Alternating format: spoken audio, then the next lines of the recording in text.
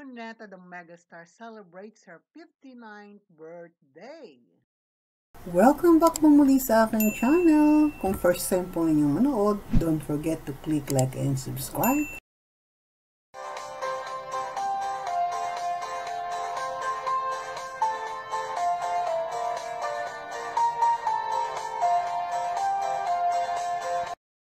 Isang masaya at simpleng pagdiriwang ng 59th birthday ni Sharon Cuneta o ng megastar ang ginanap sa kanilang tahanan. Piling mga kaibigan at miyembro ng pamilya ang imbitado, ngunit isa sa nagpasaya sa kanya ay ang pagbati ng kanyang anak na si Casey Concepcion at ng kanyang ex-strange hubby na si Gabby Concepcion. At eto nga, ito ang naging post ni Gabby sa kanyang IG at sinabing, "Happy birthday dear heart, January 6, 2025.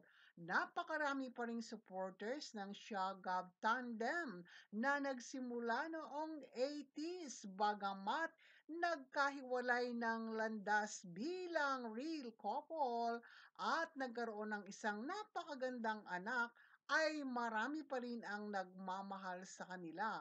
Tunay namang pinasaya ni Casey ang kanyang mama at sinabi pang ito ang kanyang sunshine since the time she's growing up." At naging kompleto nga ang pagdiriwang ni Sharon at sabi nga niya ay teary-eyed siya dahil sa mga taong nagmamahal sa kanya, kasama na si Casey at si Gabby Concepcion na parehas mahalaga sa kanyang buhay, and of course, katangi-tangi ang dalawang ito sa kanyang puso.